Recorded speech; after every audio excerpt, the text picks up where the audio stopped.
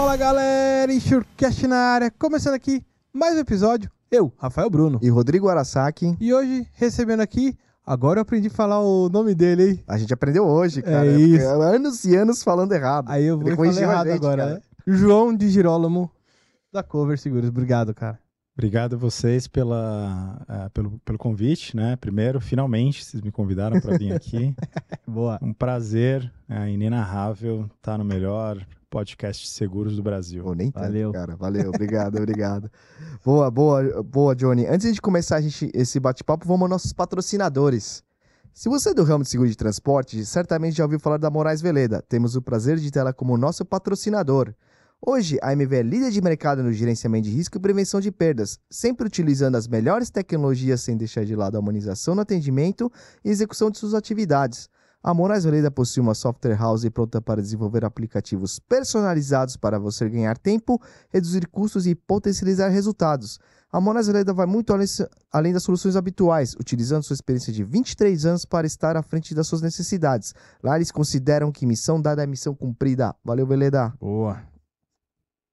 Conheça a OpenTech, uma empresa que traz com tecnologia soluções para alta performance em gestão logística e gerenciamento de risco. Líder em operadores logísticos e intermodais, embarcadores com operações complexas nos nichos de medicamentos, linha branca, alimentos e frigorificados. Conheça a OpenTech pelo Instagram, LinkedIn ou acesse o site opentechgr.com.br. Isso aí. E como de costume, deixando aqui sempre a indicação do livro da editora Roncarate, O Seguro Garantia, de Vladimir Adriane Poleto. Tá aí, pessoal. E quem quiser comprar esse site, Japafa? Quem quiser comprar o site é... Bom, quem quiser comprar o site, fala com a gente. Também procura daí, a gente, a gente negocia. Mas quem quiser negociar o livro, Japa, faz o quê?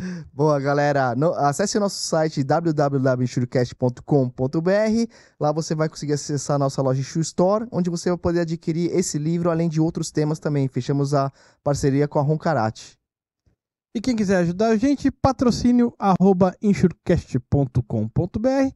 Ou não quer patrocinar, mas quer dar aquela fortalecida na nossa amizade, tem aí o botãozinho de valor demais que você pode doar qualquer quantia. Além disso, tem a possibilidade de colocar sua logo na nossa carretinha. Faça como a Autoparts, a Insure Store, a Crona Gerenciamento de Riscos e a W4 Consultoria. Entre em contato com a gente que a gente desenrola isso aí. É isso aí, galera. Não deixe de inscrever no nosso canal no YouTube InsureCast, deixar aquele like maroto, compartilhar esse vídeo com seus amiguinhos, família, manda no grupo de WhatsApp, para esse vídeo aqui, esse bate-papo chegar a mais gente. Beleza? Boa. Bora começar? É isso, bora lá. Johnny, obrigado, cara, por ter aceitado o nosso convite. Prazer em revê-lo, fazia tempo que a gente não se revia, pois né? É. Acho que desde que eu saí lá da empresa. Se você pudesse apresentar um pouco pra galera aí Contar um pouco da sua história também. O maior prazer. Bom, como vocês disseram, meu nome é João de Girolamo. Eu trabalho já no mercado de garantia há 16 anos. Comecei na antiga UBF Seguros. Sou formado em Direito, sou advogado de formação. Comecei na área jurídica, no mercado de seguros, logo após que eu saí da universidade, né, da faculdade. Sou mackenzista. Boa, também. Então, caí de paraquedas, né, no mercado, como todo bom securitário. Isso aí. E comecei na área jurídica, comecei no departamento jurídico da seguradora. Fiquei uns 2 anos ali, né, muito próximo da área de subscrição, dando apoio jurídico para seguro garantia especificamente, e alguma coisa de seguro rural na época. Mas confesso que 90% do meu tempo era dedicado à garantia, né? E eu tive a oportunidade de migrar para a área de subscrição. Depois houve uma fusão, né, da empresa com o Grupo Swiss Re, e fiquei na seguradora do Grupo Swiss Re, no braço da Corporate Solutions, por mais 14 anos.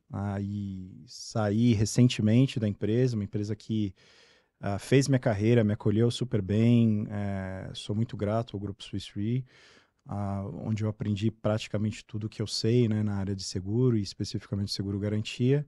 E hoje eu sou diretor de seguro garantia e finança locatícia da Cover Seguradora.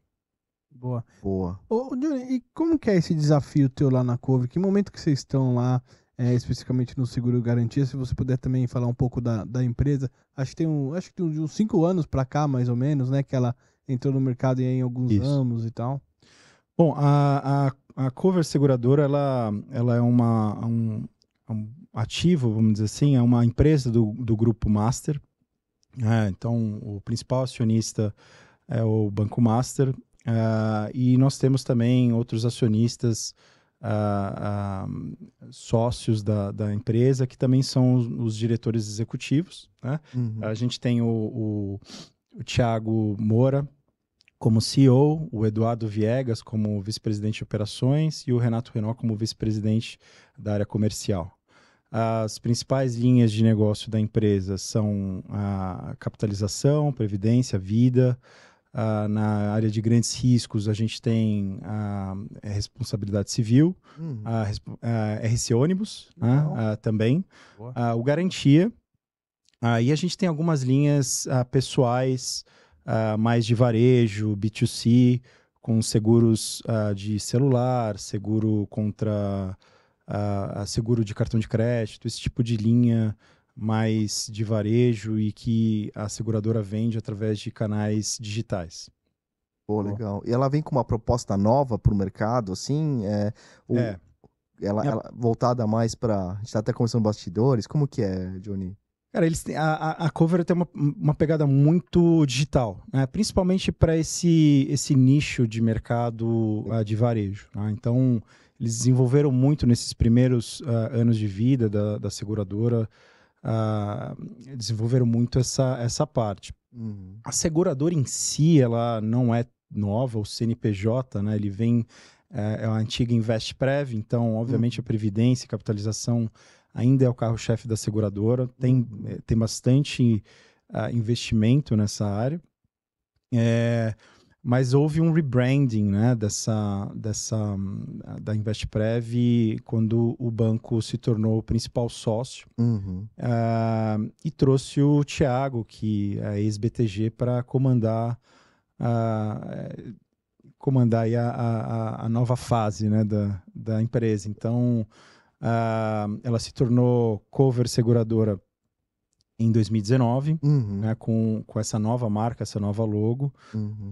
E desde então está numa fase de transformação incrível, né? Hoje a empresa deve ultrapassar a marca de 2,5 bilhões de prêmio emitido, Caraca. com mais de 3.500 apólices na rua. Então, existe uma infraestrutura, né, e um investimento em tecnologia muito grande para você ter essa robustez, né, esse volume, para você dar conta desse volume, Uhum. não é qualquer seguradora, né? Sim.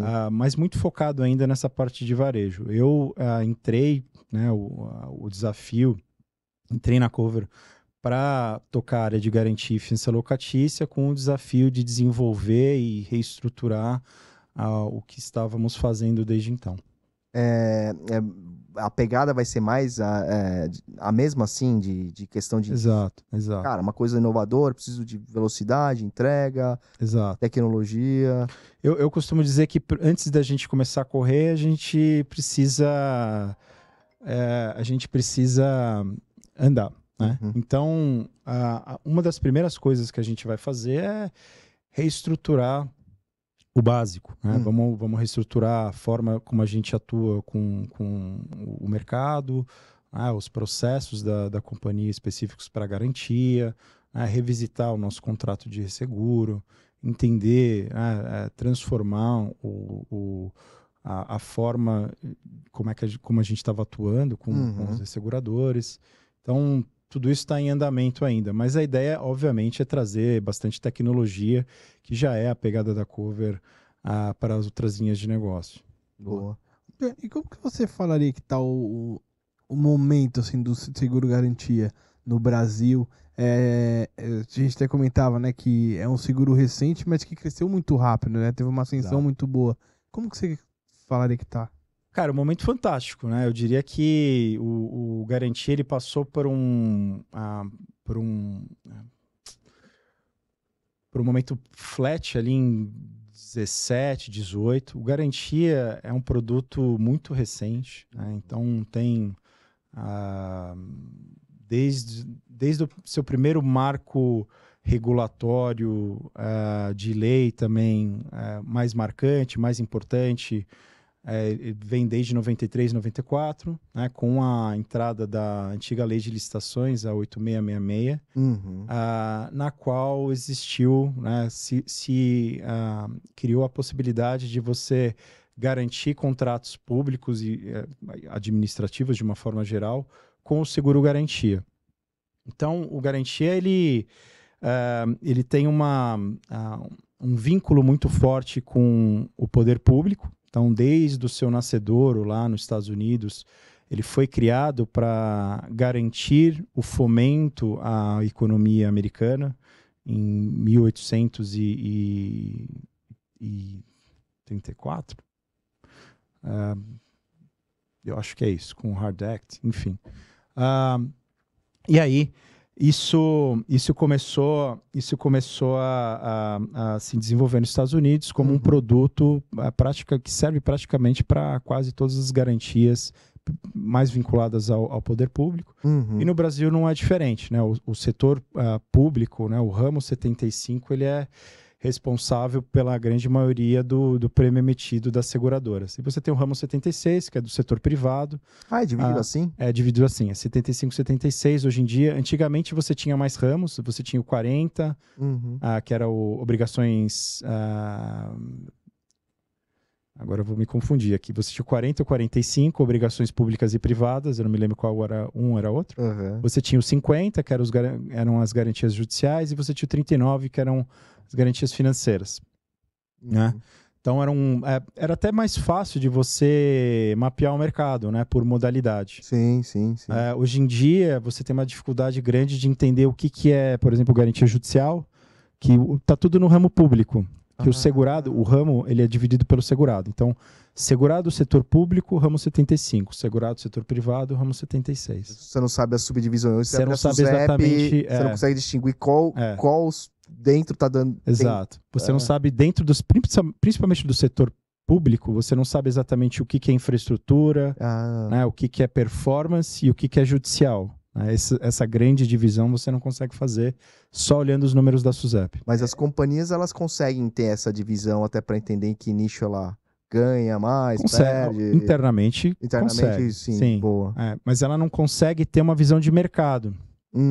Que é mais difícil. Aí é muito intuitivo, através de conversas com os stakeholders, do mercado. As ações que chegam, vai sentindo, concorrência. O portfólio das seguradoras, ele vai representar o que é o mercado no final do dia, né? Então, se você tem a sensação, né, dentro do seu portfólio que está pouco concentrado em um produto ou outro, pode ser que seja um indicativo de como o mercado está se comportando. Entendi. Eu ia até, você ver, né, como é a minha ignorância no assunto.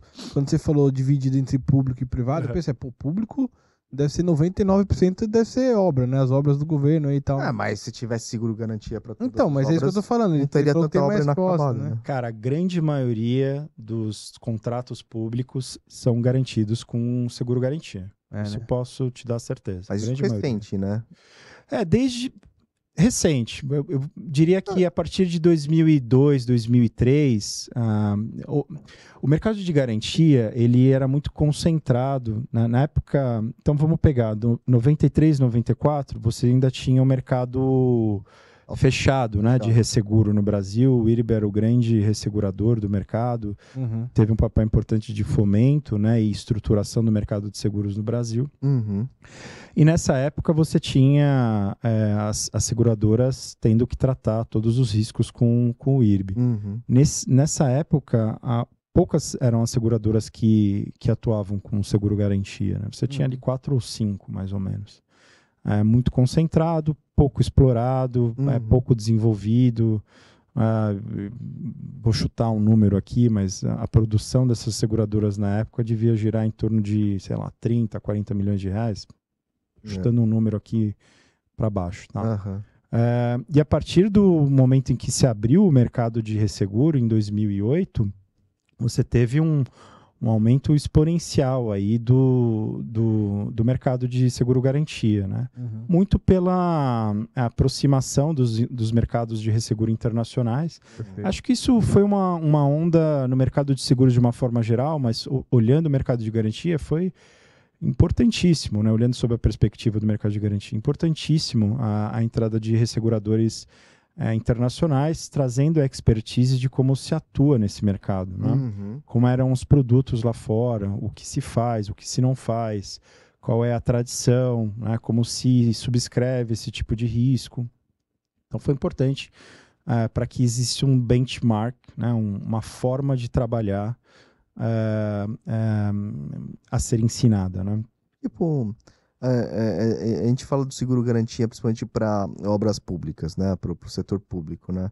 O seguro garantia, enfim, na base também da minha ignorância e tal, seria até para conseguir corrigir ou algum tipo de obra talvez inacabada, alguma coisa assim, ou não? Existem... Por não conseguir Pra o que contrato, serve? uma quebra de contrato. Porque assim, você pega, pelo menos, essa da espraiada ali, sei lá. Existe um seguro garantia para... Existe. Será que tem? Existe. E o que acontece, entendeu? Por que não termina? Ou por que... Acho que é dúvida que todo mundo talvez tenha, né? Aí o Japa me coloca numa berlinda aqui, mas... Não, mas tô brincando, tô brincando. E eu vou te explicar. Por que não se termina obras no Brasil? Né? Existem alguns fatores preponderantes. Mas o primeiro deles e maior deles é a gestão contratual, né? É importantíssimo que o poder público entenda e consiga fazer uma gestão contratual assertiva, né? E essa gestão contratual assertiva não passa desapercebida nos contratos acessórios de garantia também. Então, chamar a pólice no momento correto, entender se aquela pólice, para aquele caso, ela tem aderência ou não, se as exclusões são importantes, né? Se elas estão excluindo pontos importantes do contrato, né? De cobertura de obrigações daquele contrato. Né? E também a gestão de uma forma geral, quer dizer, o seguro-garantia, apesar de ser diferentão, ele não é diferente de outros contratos de seguro na sua essência. Então, o seguro-garantia ele não cobre sinistros causados pelo segurado. Ou seja, se houve uma má gestão por parte do segurado contratado, do segurado contratante, que é o poder público, na causa origem do sinistro, certamente a seguradora vai ter uma dificuldade de conseguir pagar aquele sinistro, né, de alguma forma. O seguro de garantia ele consegue indenizar de duas formas. Uma é com dinheiro, tradicionalmente, que é a forma tradicional, e outra concluindo o objeto contratual, executando o restante do objeto contratual. E aqui que está a beleza da coisa.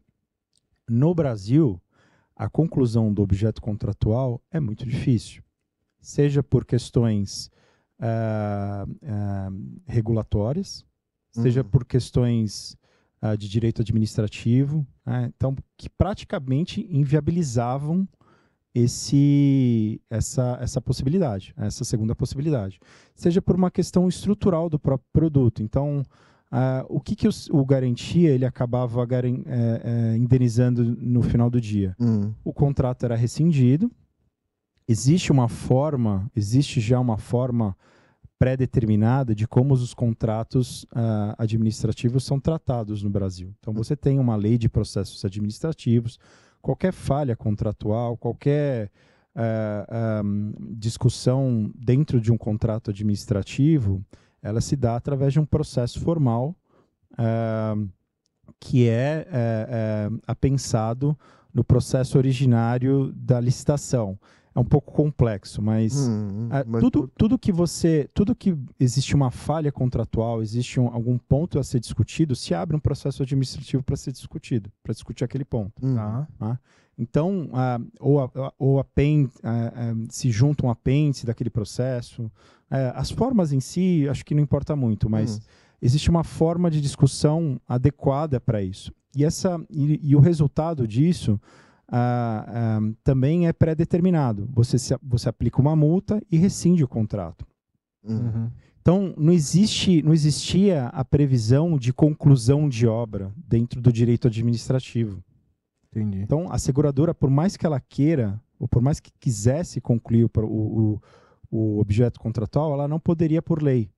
No direito administrativo, a autoridade, o órgão, né, ou a autoridade pública, ela só pode fazer o que é permitido por lei. No direito privado, ao contrário. Nós, como entes, pessoas, né, cidadãos, a gente só pode fazer o que a gente quiser, a gente só não pode fazer aquilo que é proibido. Uhum. Né? Desde que não seja proibido por lei, você está legalmente, tirando a questão da moral, né? Sim. Você só pode fazer aquilo que... só não poderia fazer aquilo que é proibido. No direito administrativo, ao contrário. Você só pode fazer aquilo que é permitido.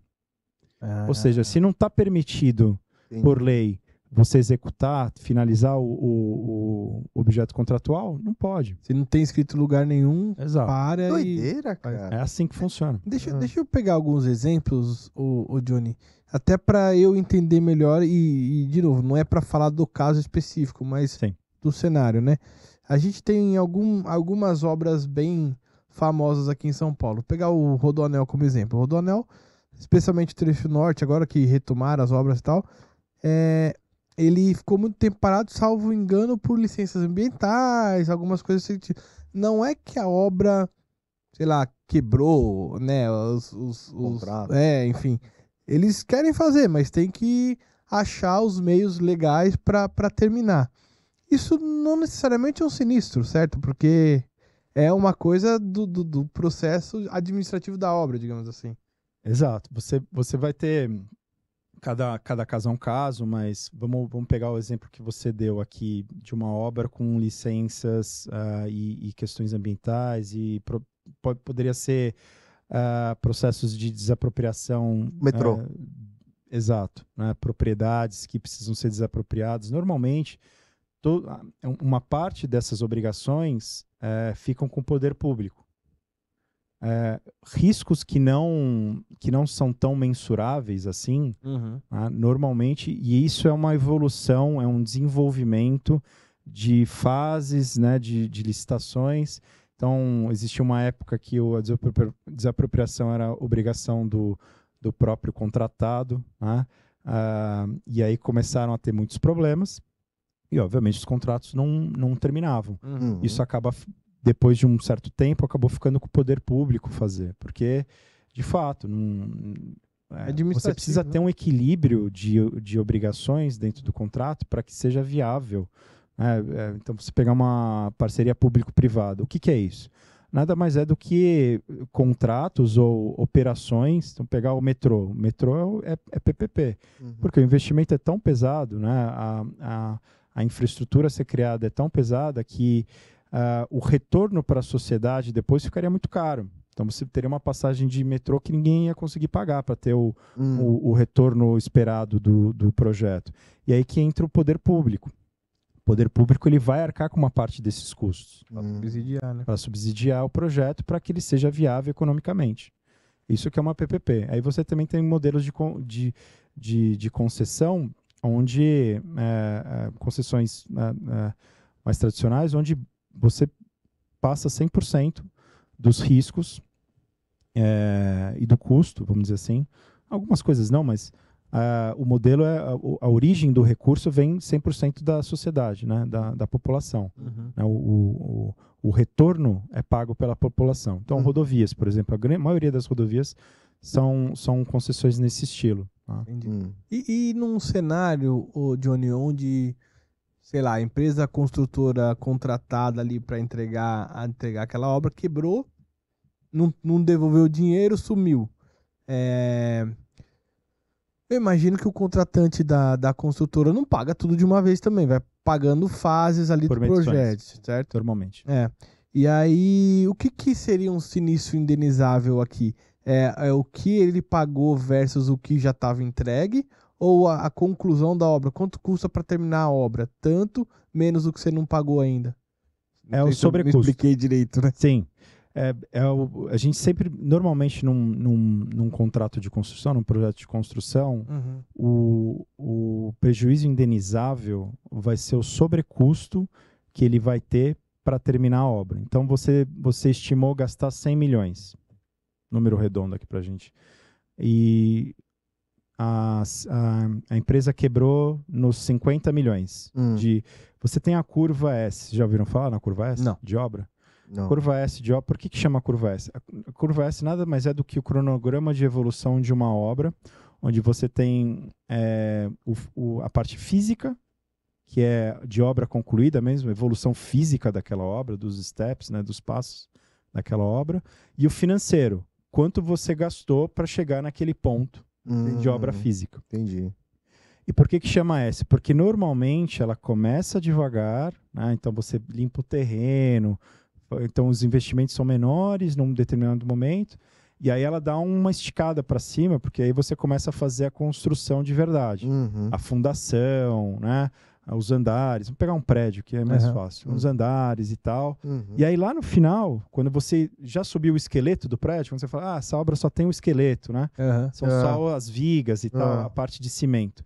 Lá no finalzinho, você tem a conclusão dele, que é o recheio, né? Parte de fiação, elétrica, não sei o quê. E olha que eu não sou engenheiro, eu sou advogado. Então, eu me meto um pouco nos dois, mas eu não sou especialista em nada, vamos dizer assim. E aí lá no final, cara, você tem um investimento menor, que é só o finalzinho da obra. Sim. E aí ele faz o finalzinho do S, que é o eixo de evolução, né? De quanto que você gastou versus o tempo. Entendi. Enquanto evolui a obra versus o tempo. Caramba. E bom, sua especialidade é seguro-garantia, né, João? Exato. E assim, o foco hoje da Cover é comercializar todos, inclusive o garantia, o foco vai ser garantia, ou explica mais também o que é o seguro-garantia pra galera, dá um briefing aí. Cara, sim, até pelo DNA dos nossos sócios, né, o Thiago e o Edu vem o Edu também trabalhou bastante em Financial Lines, mas foi CEO da Berkeley, né, antes de entrar na Cover. Então, e a Berkeley, obviamente, é uma seguradora bastante especializada em seguro-garantia também. Então, sim, a gente tem aí uma expectativa de que a linha de garantia na Cover seja um dos principais pilares, um pilar estratégico. É um pilar estratégico, a nossa expectativa é que seja um dos principais pilares de receita do grupo. Cara, o seguro-garantia cai de paraquedas, né? Como eu já falei, virou uma certa paixão. Até pelo meu começo no mercado e a forma como eu me interagi com associações e desenvolvimento de alguns produtos, que a gente pode falar um pouco depois também, virou uma paixão, né? Virou um caso de amor. E o seguro garantia nada mais é do que uma garantia de cumprimento de obrigações contratuais. Antes ele chamava assim, né? Seguro de obrigações contratuais.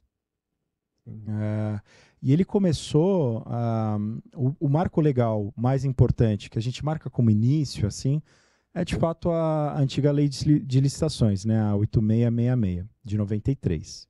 E se eu não me engano, o seguro garantia entrou um ano depois, através de uma lei que aditava a lei original, incluindo a possibilidade de se utilizar o seguro-garantia para garantir contratos administrativos e públicos. Tá? Legal.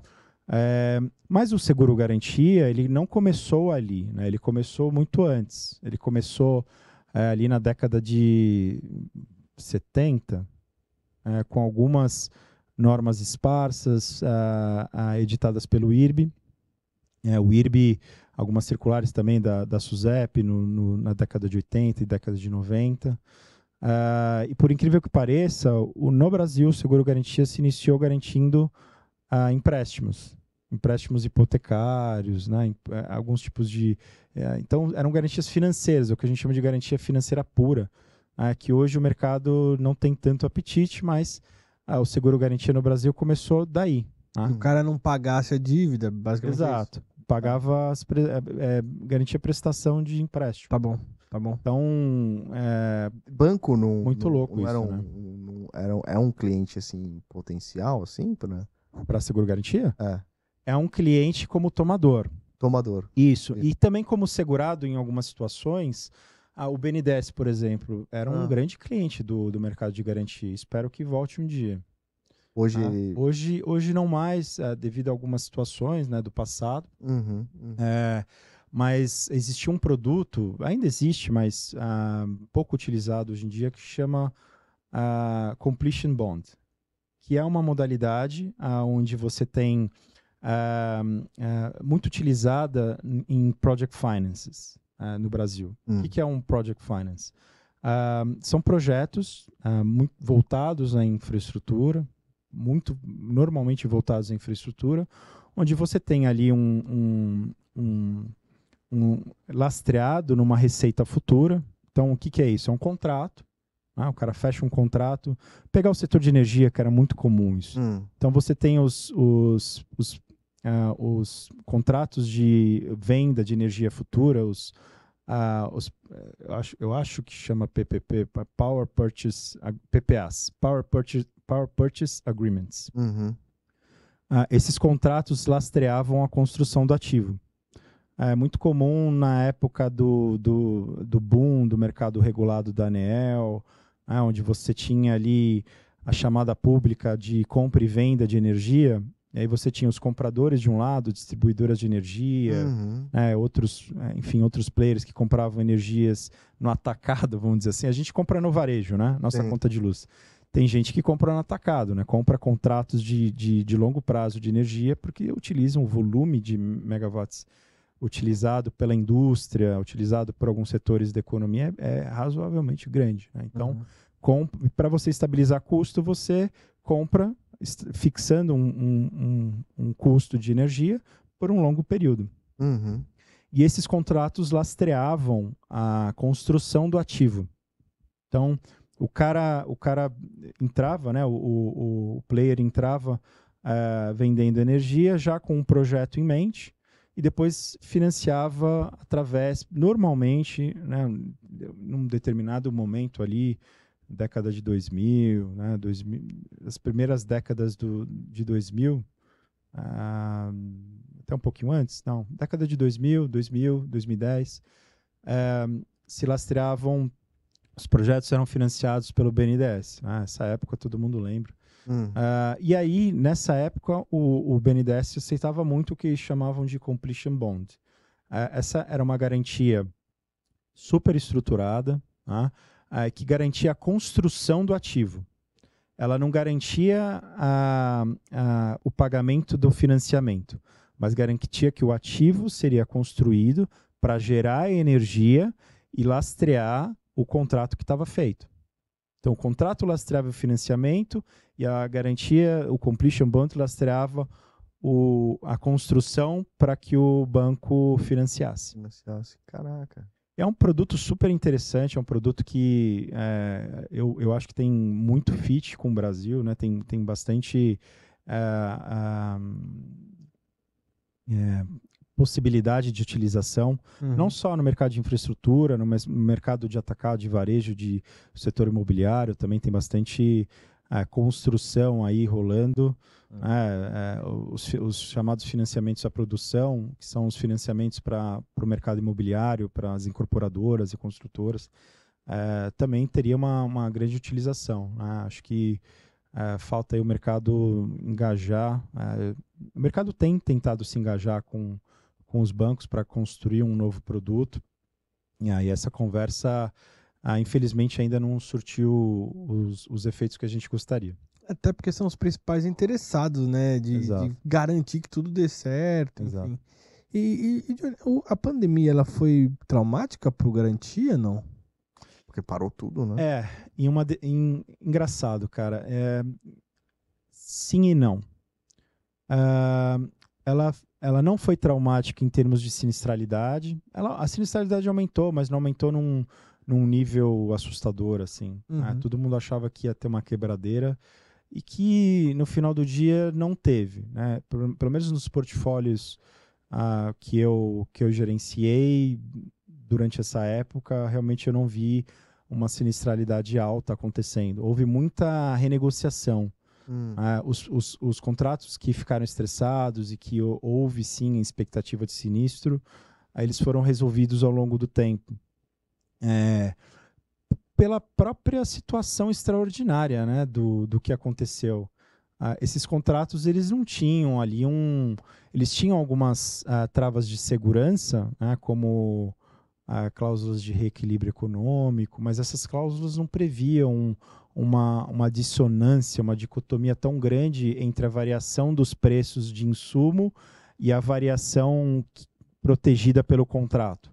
Então, o famoso INCC, que é o índice muito utilizado na repactuação dos contratos de construção, ele ficou muito aquém de insumos importantes. É mesmo? Muito aquém. Muito aquém. Subiu muito o preço já. Aço, né? Principalmente aço, mas também cimento, outros insumos. Houve uma quebra da cadeia de fornecimento a nível global, né? Então, de fato, alguns insumos importantíssimos para o setor de construção ficaram praticamente inviáveis, assim, de se comprar em uma determinada época. Caramba! E nessa questão da pandemia, alguns seguros tradicionais tinham um tipo de exclusão e tal. Existia algum tipo de exclusão referente a doenças transmissíveis, pandemias? Ou como que é no Garantia? Não faço ideia, cara. Que eu me lembre aqui nos clausulados, isso não tinha. Não tinha, né? E honestamente eu não me lembro se eu não vi nenhum clausulado que contenha hoje esse tipo de... Não faz sentido? Ou faria sentido? Ou não faria?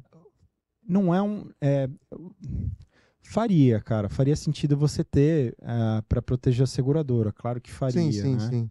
Mas eu acho que deixaria o produto muito pouco atrativo.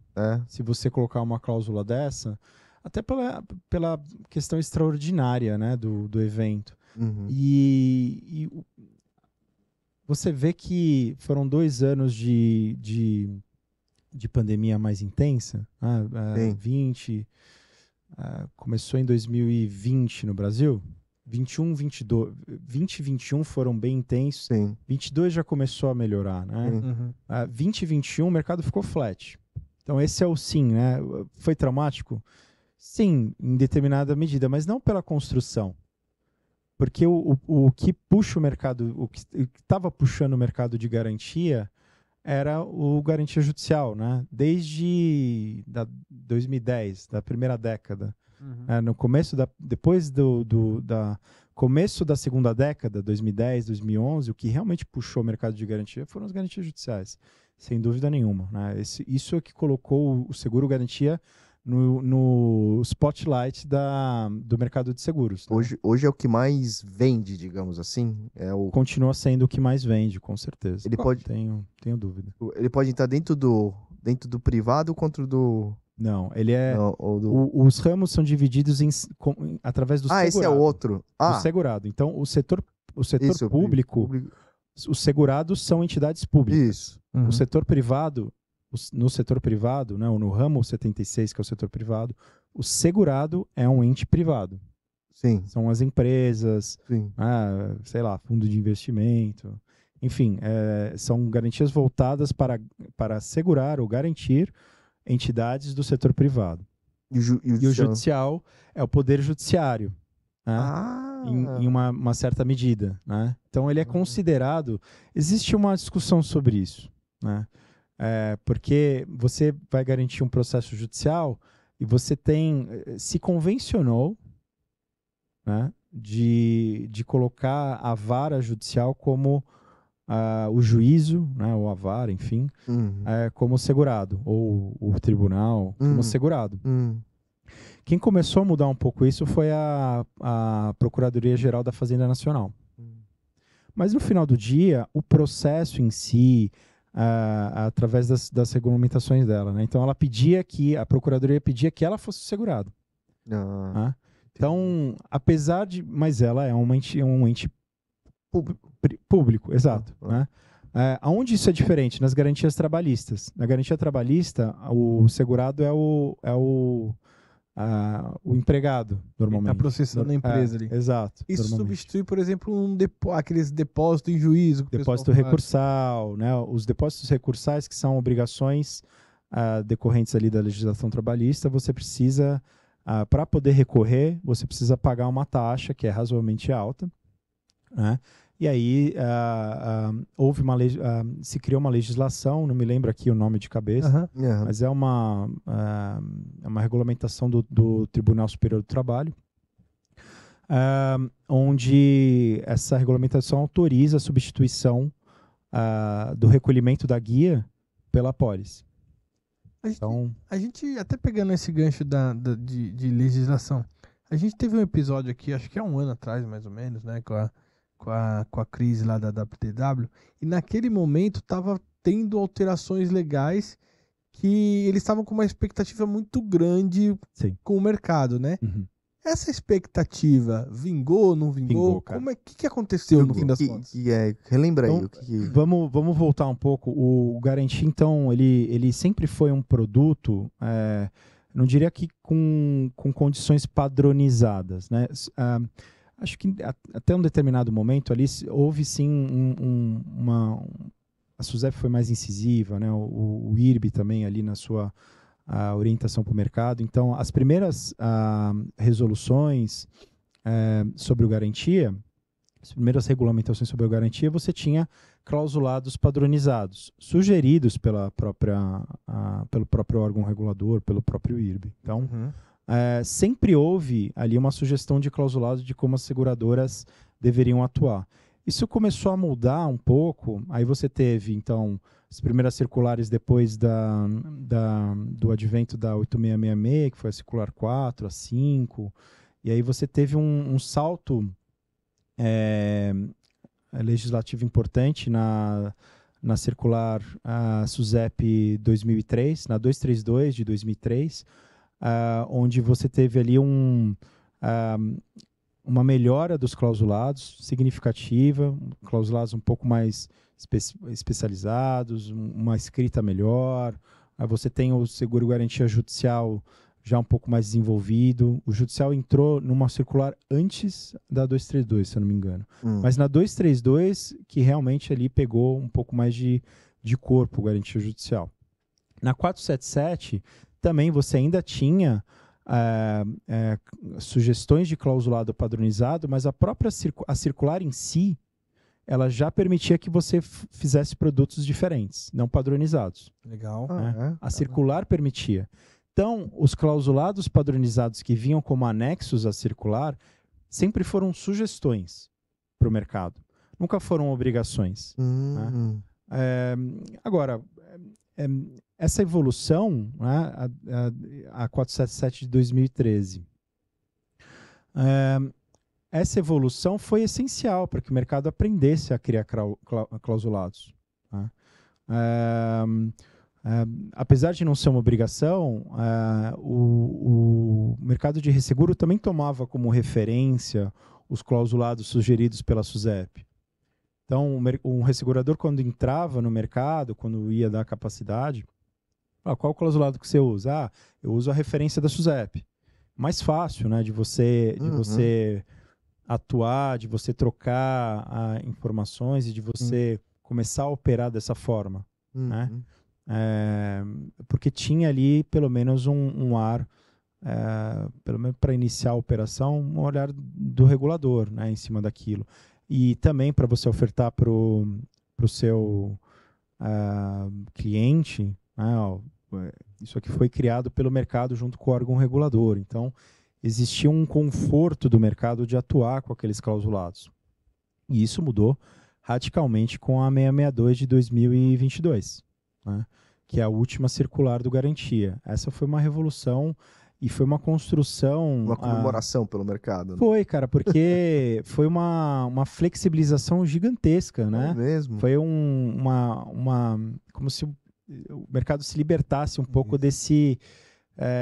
agora não tem mais clausulado sugerido, ainda que seja sugerido, não tem mais clausulado. Não existe mais clausulado. Mas esses clausulados anteriores foram importantes para se construir uma forma de atuação. Sim, sim. O esqueleto dos clausulados atuais ainda são fruto da evolução normativa lançada pela SUSEP. Então, essa é a importância, né, de ter um órgão regulador fomentando o mercado. Uhum. E aí, a 662 também é um incentivo do órgão regulador, né, desregulamentando coisas que não são mais necessárias você regulamentar.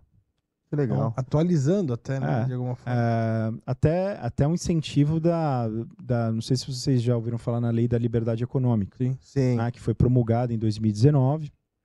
Essa lei traz ali diversos princípios e diretrizes, orientações de como melhorar o ambiente econômico e de negócios do Brasil. Uhum. E a SUSEP foi super pioneira nesse sentido, desregulamentando algumas questões que eram muito fechadas. Uhum. Né? Essa 662 ela é voltada 100% para o garantia, né? Específico do seguro garantia. Aí você teve uma lei, me ajuda a lembrar o nome, o número da lei, ou resolução, não lembro, que é a questão que te dá liberdade para várias linhas de negócio, dependendo do tamanho dela, para grandes riscos. A resolução de grandes riscos, a 407. 407. Ela veio assim, acho que depois, mas pro garantia a 407 ela não impactou em nada, porque vocês já tinham essa 662 aí. Exato. Ela não influenciou em nada a 407 para vocês. Influenciou no seguinte sentido. A 662, ainda que sejam clausulados criados pelas seguradoras com maior flexibilidade, você tem um padrão. É padrão por seguradora, mas são considerados clausulados produto padronizado. Porque você protocola dentro da SUSEP. Você pode ter mais de um. Você pode ter diversos produtos padronizados. Essa é a magia da coisa. Você pode ter um produto por modalidade. Boa. Você pode ter um número SUSEP por modalidade, por tipo de produto. Que faz sentido, né? Existe uma grande estratégia industrial, né, comercial por trás disso. Porque o produto, uma vez que você publica ele, você protocola ele na SUSEP, ele se torna público. Sim. Qualquer um pode chegar e consultar. Qualquer um pode chegar e consultar. Então, a grande maioria das seguradoras hoje, elas empacotam todas as modalidades em um produto só. Vira um grande pacote de modalidades, grande pacote de produtos, né, dentro de um produto SUSEP só. É o mesmo número SUSEP para todos os produtos de seguro garantia da seguradora. A grande maioria das seguradoras atua dessa forma. Mas existem algumas seguradoras que atuam diferente. Elas atuam protocolando produto a produto. Esse é o meu executante construtor, é um produto. Aí tem o judicial para civil, é outro produto. Fica difícil, até para a concorrência, acompanhar as modificações, se existe um produto novo ou não. Porque se você consegue algum número SUSEP daquela seguradora que tem essa estratégia, dificilmente você vai saber exatamente quais são os produtos, como aquela segura atua numa perspectiva geral. Né? Então tem aí também um segredo industrial das seguradoras e isso começa a acontecer com a SUSEP, com a 662. Boa. A flexibilização de criação de clausulados e produtos começa a trazer uma diferenciação de mercado que não existia antes. Puta, isso é legal, né, no cara? Não, é isso que eu ia te falar. Porque aí você não cai naquele estigma de baixar sua taxa, porque você está oferecendo produtos diferentes para... Agora, você acha que isso cria alguma dificuldade para o corretor vender? Para ela saber, pô, Ele não se perde, né? Tipo, eu sei que cobre isso, mas calma aí, ali cobre mais, aqui cobre menos. Cara, eu acho que, assim como as seguradoras, o corretor também precisa se especializar, precisa estudar, precisa entender os produtos que cada seguradora vende. Então, hoje as seguradoras, elas precisaram criar um corpo técnico diferente, né? Criar um corpo técnico mais especializado. Não sei se vocês já conversaram sobre retomada de obra aqui, seria legal ter um podcast só do produto de retomada de obra, cara. É mesmo. Muito legal. Que da hora. É. Boa, boa. É, Depois Então- indica os nomes pra gente aí. em off eu vou indicar. Boa. Boa. Um tal de João de Girolamo. Vai de Então, novo. Porra, vamos de novo então. Sim, ué. faz mais um Ó, especial tra- pra isso. É. Participar do Insurecast hoje em dia é ouro, meu.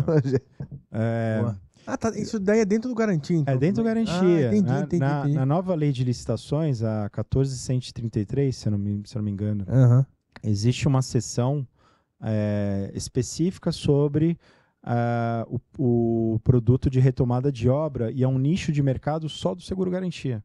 Só pra eu entender, o que seria esse retomada de obra? É obra que ficou parada há muito tempo? que Isso, vai- lembra quando a gente falou que Aham. a seguradora ela não tinha a opção de Uhum. concluir a obra Sim, Sim, por sim, lei? sim. Hoje ela tem. Ah. Por que isso... Por que... Bom, a gente tá Ele falando quer da que você questão da resolva o liberdade. problema do político do Brasil, João. Não, Entendeu, tipo, né? cara, não é bizarro. É Não, por bizarro. exemplo, mas se eu não me engano, o estado de São Paulo, não sei se ela não tem uma lei de performance bond, sei lá, não, Tem. Existem muitas leis sobre seguro que é garantia no obrigatório Brasil, né? a obra estatal Existe. tem isso. Acho que tem, no município tem alguma Município, coisa também. eu não sei, mas assim, E são leis que, cara, assim, são muito difíceis de você mapear, que é muita coisa. A lei federal, ela dá um norte, né? Normalmente, numa federação como o Brasil, você tem a União Federal, que é um ente muito poderoso no sentido de dar diretrizes gerais, né? Para os estados. Por exemplo, os estados são autônomos em determinada nível, né? Eles têm seções diferentes de obrigações, mas normalmente o ente federativo máximo, que é a União Federal, ela acaba dando diretrizes para alguns assuntos. E esse é um assunto que me parece ser muito importante que a própria União Federal faça esse trabalho, né? não existe nada hoje. Hoje existe a lei. Já foram muitos anos de discussão em cima da lei. Só que a lei não vai resolver o problema. A lei, ela é um ponto. Ela é um ponto de partida, eu diria. Então, vamos lá. O estado do Mato Grosso hoje tem a primeira apólice de retomada de obra emitida. O mercado já emitiu a primeira apólice. Legal. Tem uma legislação que foi feita em cima da legislação federal, mas adaptada ao Estado. Então, ela não pode ultrapassar os parâmetros da legislação federal, mas ela pode adequar. Então, por exemplo, o seguro-garantia de retomada de obra, ele pode ser usado, ele normalmente vai ser usado para o que eles chamam de obras de grande vulto. São obras, para a legislação federal, obras acima de 200 milhões de reais. Hoje em dia, esse valor já está atualizado, né? Eu não sei dizer, 200 milhões e uns quebrados. No estado do Mato Grosso, o significado de obras de grande vulto são acima de 50 milhões. Eles adaptam para a Eles realidade abaixaram deles. a regra. Exato. Né? Abaixaram a régua e adaptaram para a realidade do estado. Né? Então tem ali um projeto interessantíssimo de monitoramento de obra, né? A seguradora vai ter acesso a um ambiente regulatório diferenciado e tal. Então, eu acho que o Mato Grosso é um case interessantíssimo dos outros estados estudarem e tentarem replicar. E as seguradoras devem estar tudo olhando para lá agora, tentando... Você cria uma governança de estar em cima, olhando, exato, gerenciando. Eles têm um sistema tipo Power BI, assim, real time de E vocês acompanham isso, Johnny? A partir do momento que você emite uma pólice para a obra, vamos acompanhar isso aí. Sim, agora. algumas seguradoras sim, outras não. Depende muito da estrutura da seguradora. Tá. Então, bom, como eu falei, né, eu trabalhei muitos anos no grupo Swiss Re, hoje eu estou na Cover. Cara, é muito difícil você estruturar um negócio desse. Demanda tempo, demanda dinheiro, né? E demanda alguns anos de estudo de como você vai fazer. Então, você começa de uma forma manual, você começa ali de uma forma um pouco mais rústica e vai aprimorando aquilo ao longo do tempo. Inicialmente, você só começa com as maiores obras, as que são mais complexas, e vai fazendo um acompanhamento periódico daquilo, a cada trimestre, a cada semestre, dependendo da sua possibilidade, né? De recursos, inclusive humanos, né? E da forma como a seguradora está estruturada. Então, a gente chegou ao ponto de ter um monitoramento periódico interessante, né, com a construção de um Power BI. Né? Legal. Até a questão, assim, nessa questão do gerenciamento de obras, digamos assim, acompanhamento, eu imagino que eu não sei, lá na Cover tem construction também, não? Tem. A gente vai fazer, você diz seguro de engenharia? Isso, engenharia, isso. Cara, Eu não sei se dá para ter alguma... Anda com muito certeza, junto, né? anda muito junto. Tem o pacote de seguros, ele é muito importante, né, de ser discutido. Porque durante muito tempo, o seguro-garantia parecia ser a salvação da humanidade. Uhum. Né? Não, bota um seguro-garantia que vai resolver o assunto. O seguro-garantia garante tudo do contrato. E, cara, em Dá pra certa contratar pro meu medida, pedreiro lá quando... Tô brincando. se você fizer um contrato com ele e ele conseguir emitir um seguro-garantia no mercado, sim. Tudo depende muito da análise que você faz do projeto, do contrato e de quem está contratando, né? De quem vai ser o risco. Afinal de dia, o seguro-garantia é um risco financeiro, né? Por natureza. O que ele garante? Ele garante que, vamos pegar um exemplo de obra que a gente está falando, ele vai garantir que aquela construtora terá uma boa gestão financeira da obra, uma boa gestão das atividades daquela obra, vai garantir que ela vai fazer o trabalho da forma como tem que ser feita, nas especificidades do contrato e no tempo certo. Uhum. Então, quando começa a dar problema? Quando a gestão financeira falha. Aquele contrato começa a atrasar, falta dinheiro para contratar insumos, né? Aquele pagamento daquela obra, da outra obra, passa para essa. O cara começa a embaralhar toda. Começa a embananar, começa a ter aquela bola de neve, né? E aí chega um momento que todos os contratos estão contaminados. Como é que você faz? Isso é emblemático no mercado imobiliário, né? O patrimônio de afetação e as exigências de SPS, né, para o mercado imobiliário vem da confusão patrimonial de algumas incorporadoras do passado. E até assim, para vocês se protegerem, né? Porque o que a gente ouve falar de obras que começaram com orçamento e terminaram com um orçamento é gigantesco. Absurdo, né, gigantesco. Houve uma na reforma da lei de licitações, né, a 14.133, isso foi um ponto de grande discussão, né? Porque os aditivos também eram formas, meios de se alongar o contrato, né, de ter enfim, né, você acabava deformando o contrato de tal maneira que não era mais aquele risco original, né?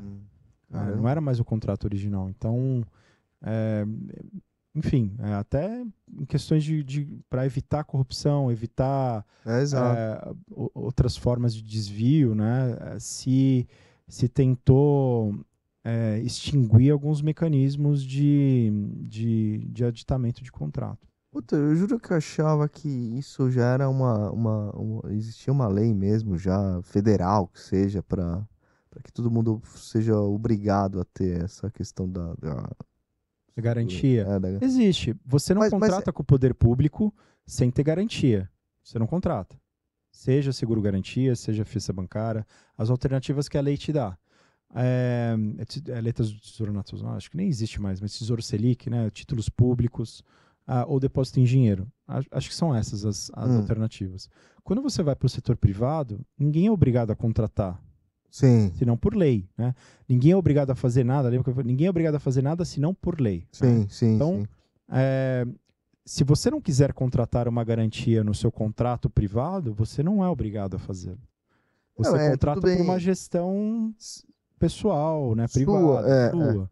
E você imagina de alguma forma... É de bom tom, é de boa governança uma empresa solicitar garantia de que a outra cumprirá com as suas obrigações contratuais. É de bom tom. Sim, sim. Mas assim, eu entendo que em questões públicas, assim, eu entendo que deveria ser, tipo assim, cara, muito, muito levado, isso é muito a sério, assim, não sei. A impressão que dá é que talvez não Mas isso é uma questão... Até que eu acho que é cultural, porque É.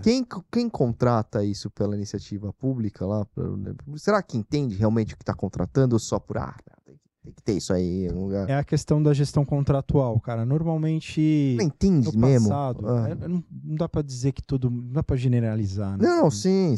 Mas, Tá revoltado. mas meu, Acho cara, que é salvação, seguro assim, garantia. existiram alguns casos que eu participei, na época ainda que eu era... fazia a parte jurídica, né? Não estava na subscrição. Muitos casos de sinistro que chegavam assim com 4 anos de atraso do fato gerador. Caraca, Chegavam... isso, eu acho muito louco isso. Pô, fez todo o processo administrativo e chamou a garantia depois. Isso é gestão contratual. Quer dizer, como é que o cara... E pode?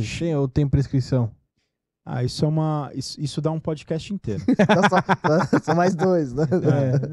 Questão da prescrição e decadência no setor de seguro vis-à-vis o setor público. Isso, cara, já teve grandes discussões.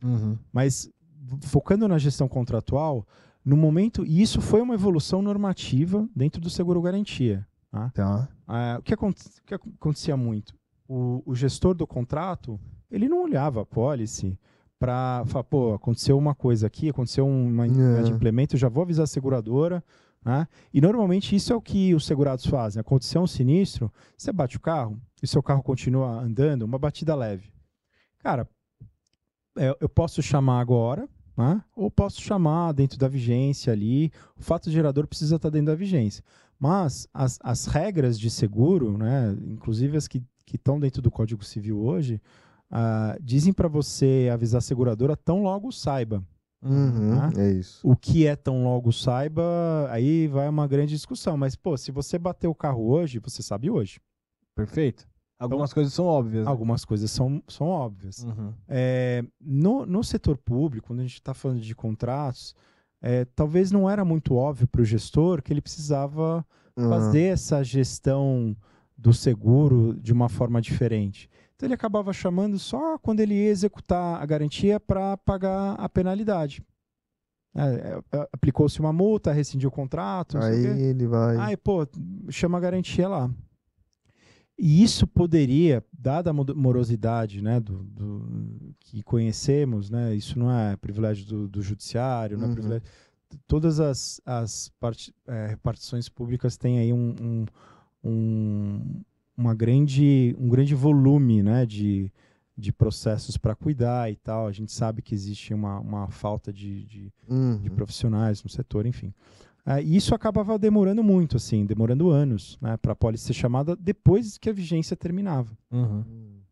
Ainda que o fato gerador estivesse dentro da pólice, existiam grandes discussões se isso era viável ou não. Perfeito. Pô, como assim? Depois de 5 anos você vem chamar a pólice, né? E aí, existiu, para findar esse problema, se criou um processo dentro da 477 de 2013, a figura da expectativa de sinistro, principalmente para o setor público. Então, sempre que um processo administrativo era aberto, ou fosse aberto, para apurar penalidades, para apurar faltas dentro do contrato, ou para rescindir o próprio contrato, o setor público era obrigado, se tornou obrigatório o aviso para a seguradora para que ele mantenha o direito à indenização. Então, foi uma grande evolução do mercado, né? Para que pudesse resolver essa dicotomia. Perfeito. Então, se você abre uma expectativa de sinistro, porque pode ser que lá na frente o processo administrativo fosse findado sem nenhuma penalidade e tal, mas ali você resguarda o direito, né, do segurado de ter a indenização ao final do processo. O processo pode durar quantos anos for, mas a expectativa está aberta. E uma curiosidade, João, o cara que vai analisar o sinistro, né, o analista de sinistro interno da seguradora, o skill dele é mais legal, assim, de análise de contrato, jurídico e tal? Ele precisa ser um grande generalista. Grande generalista, cara. E normalmente você tem advogados atuando nessas áreas, em conjunto com outros profissionais, né? Então, normalmente você tem um coordenador. Tem dois grandes profissionais dessa área. Você tem os gestores de sinistro das seguradoras. E aí eles podem ser desde antigos subscritores a gente que entrou e fez carreira na área de sinistro, e você acaba pegando, né, o traquejo da área. Tá? Perfeito. Aí você pode ter diversas profissões, né? Mas normalmente são profissionais da área jurídica. Né? Pode ser economista, pode ser outros profissionais. E dependendo da complexidade do sinistro, você atua em conjunto com outras áreas. Você atua em conjunto com engenharia, com engenheiros, você atua em conjunto com economistas, você atua em conjunto com contábeis, né, contadores. Depende muito do tipo de análise que você vai ter que fazer. Então, hoje existem no mercado brasileiro casas especializadas em regular sinistro, reguladores de sinistros profissionais, inclusive de garantia. Legal. Você tem escritórios de advocacia que também prestam serviço, não são reguladores, mas prestam serviço de regulação, né?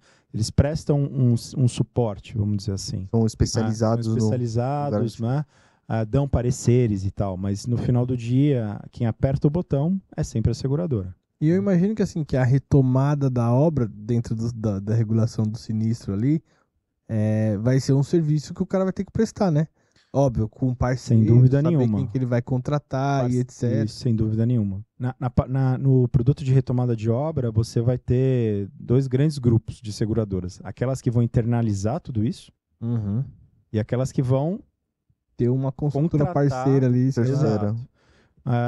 Eu particularmente entendo que nesse primeiro momento a grande maioria das seguradoras vão firmar grandes parcerias com especialistas no setor de engenharia, construção, engenheiros de avaliação. Esse tipo de profissionais vai ser bastante importante para o mercado. O mercado atual de seguro-garantia, em termos de profissionais, como é que anda? A gente conversa, é mesmo? Cada dia novo. Cada dia precisando, crescendo. Exato, cara. E acho que falta muito... Mão de obra, assim? Cursos profissionalizantes. Acho que tem um mercado de garantia, por causa de seguros de uma forma geral, né? Sim. Mas falando do mercado de garantia, são poucos os cursos, são poucos os livros. O Vladimir é um grande profissional da área de seguros, né, e super especializado em seguro-garantia. São poucos os profissionais que se dedicam a criar literatura, a criar conteúdo sobre o seguro-garantia. Né? Eu mesmo deveria me dedicar mais ao assunto, cara, mas eu me dedico um pouco da parte do meu tempo a isso. Eu dou aula na Escola de Negócios e Seguros, que legal. na ANS. Boa. No curso de seguro-garantia, no curso de especialização de seguro-garantia, coordenado pela doutora Bárbara Bassani. Inclusive está rolando agora, deve estar nas últimas aulas. Acho que são um mês e meio, 2 meses de aula. E é recheado de profissionais especializados em seguro-garantia, só top de linha ali. Legal. E tem livro dela também vendendo lá no... Da doutora Bárbara? No nosso site. Tem livro dela vendendo lá também. Baita profissional. Deixa eu fazer mais uma pergunta, assim. Essa questão do PL que tá rolando aí... PL 29? 29. O que você vê, assim, a princípio? Assim, eu sei que não tem nada... Que afeta de alguma forma? Afeta o mercado de seguros razoavelmente, assim. Acho que existem questões, principalmente na parte de sinistros, né? Eu acho que o projeto ele tem um objetivo nobre. Existem algumas disposições que de fato afetam o mercado, né? De uma forma geral. Acho que o mercado vai ter que se adaptar bastante para atuar nesse ambiente. O projeto ele tem um objetivo nobre de proteger o segurado, né, de trazer isonomia às relações. Acho interessante, mas acho que peca um pouco na questão prática. no sentido de que não faz, por exemplo, uma grande diferenciação do que é um mercado consumerista e um mercado de grandes riscos, um mercado mais técnico. Né? Sim. Até existe ali, mas Deixa uma cara, lacuna ali. não dá para você considerar grandes empresas, né, potências da economia brasileira como consumidores tradicionais de seguro. Né? Uhum. Muitas vezes essas empresas têm até mais poderio, artilharia econômica do que as seguradoras. Né? Jurídica. Né? Jurídica, assessoria, suporte. Então, uma coisa são seguros especializados, complexos, como o garantia em determinadas situações. E o garantia pode estar nos dois. Pode estar no varejo, né, naquela empresa pequena, naquele cara que vai garantir uma contratação mais padronizada. Né? Acho que eu ia perguntar, dá para vender garantia de forma massificada assim, cara? Já tem alguém vendendo? Tem. Acho que é um puta nicho isso, né? É um baita nicho, nicho. É porque você tem muita licitação, principalmente no setor público, você tem licitação todos os dias. Todos os dias você tem algo acontecendo. Né? E no setor privado também, mas esse setor é muito mais puxado pelos contratinhos pequenininhos de prefeituras e tal, que exigem a garantia. E o cara vai precisar lá de uma garantia de 500 mil, 200 mil, 150 mil. Aí que não vale a pena a seguradora colocar na mão de um subscritor, vale a pena padronizar a aceitação, colocar na ponta através de um sistema, uma plataforma, ter ali um robozinho, né, que faz uma árvore de decisão, seja de crédito, seja de subscrição, e vender. Eu tô falando de uma forma tão simples, parece que é fácil fazer, cara, mas não é. Acho que é foda. Porque eu pensei em varejo até chegar na pessoa física. O cara que compra os móveis lá, o cara que vai fazer uma pergunta para vocês. Um dia o sonho chega. Vocês acham que a regulamentação ela proíbe fazer para pessoa física? O tomador, o cliente que contrata, é proibido fazer para uma pessoa física? Eu acho que para você tá perguntando, eu acho que é, mas eu falaria que não. Eu falaria que não, porque assim, só vejo isso para empresa. Não é. É mesmo? Não existe essa distinção. Não existe nada que proíba o cara fazer. A seguradora de fazer um risco pessoa física. Não existe. Porque assim, caraca, de novo, que louco a gente, quantas vezes a gente já não ouviu falar, o cara que comprou lá móveis, a empresa quebrou e não entregou nunca e ficou sem dinheiro. Você tem esse tipo de produto nos Estados Unidos, né? No mercado americano você pode contratar um bond para garantir as suas obrigações como, sei lá, advogado, enfim. O responsabilidade civil, o E&O, né? Vamos dizer assim, existe nos Estados Unidos também. Sim. Mas se você está contratando, por exemplo, você como advogado, você como pessoa física está colocando a sua consultoria pessoal, né? Existem consultores de tudo quanto é tipo hoje em dia, mas normalmente usam um CNPJ, né, no Brasil. Sim. Até por questões tributárias e tal. Mas você pode sim contratar um produto. Você poderia, pela legislação. Dura chamar a seguradora. É uma questão de risco, nicho, né? de ser rentável, né? Exato. Johnny, que louco, tem alguma coisa que você acha que seja importante falar ainda aí, que de repente a gente não abordou? Cara, o seguro garantia judicial que a gente não abordou nada, mas... a gente, uma hora eu ia perguntar disso, só que eu acho que eu parti pro outro que a gente falou judicial no negócio, mas tudo bem. Mas, porra, cara, mas você vê que tem assunto pra caramba. Tem assunto pra caramba, meu, pra tratar. O judicial, acho que é importante só mencionar que continua sendo um produto mais importante do mercado. Não que seja vai continuar sendo, acho que é uma boa base de colchão.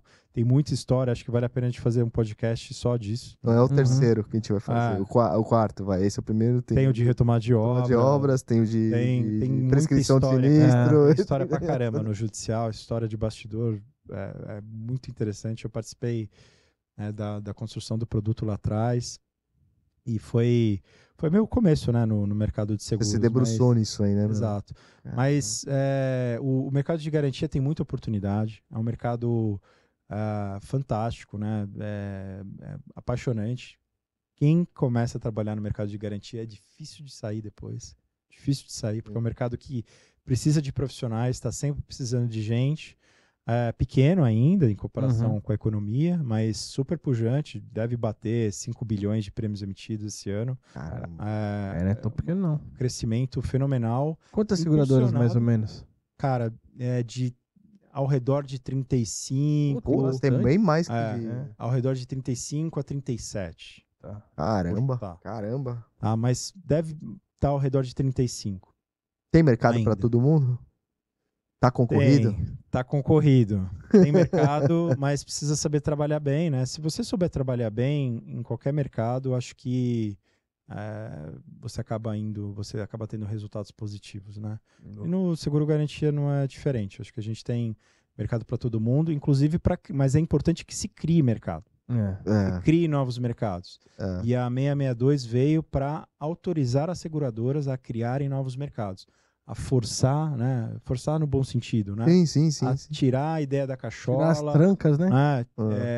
Então, a representatividade das seguradoras como mercado hoje, né, através de associações, através de porta-vozes, enfim, até os corretores trazer as necessidades de mercado. Trazerem necessidade de mercado, eles até que trazem, né, mas às vezes vem aí coisas meio mirabolantes, né? E, de novo, melhor andar antes de correr, né? Sim. Então, acho que tem muito assunto no Garantia ainda para vocês poderem explorar no podcast. Boa. Obrigado, Johnny. Obrigado pela presença. Vocês, cara, pelo sensacional, convite. cara. Adorei. Conversa leve, é importante. O trabalho que vocês fazem é sensacional. Presta um serviço importantíssimo para o mercado de seguros. E espero voltar em breve aí. Não, vai voltar. Vamos voltar sim, vai ser legal. A gente acabou de falando de várias curiosidades e não foi no que a gente falou no bastidores. Vamos focar no esse é o verdadeiro podcast. Fizemos um roteiro e não fizemos nada no roteiro. Johnny, obrigado demais, cara. Valeu mesmo. Obrigado a vocês, cara. Obrigado, Bruno. Obrigado, Japa. Obrigado. É isso aí. Galera, não deixe de se inscrever no nosso canal, no Insurecast, deixar aquele like maroto, compartilhar esse vídeo. Episódio sensacional para aquele teu amigo que tá começando no mercado, ainda tá lá. Manda um vídeo do Johnny aqui, faz ele escutar, pra você ver como é apaixonante o mercado de garantia aí. É isso. Fechado. E galera, sempre lembrando, o Insurecast é um projeto pessoal meu e do Rodrigo. Nada que falamos aqui tem a ver com as empresas que a gente trabalha ou que já trabalhamos. Inclusive, pode trazer patrocinadores. É isso aí. Valeu, pessoal. Obrigado. Valeu, Johnny. Valeu, gente. Tamo junto. Valeu, abraço. Valeu.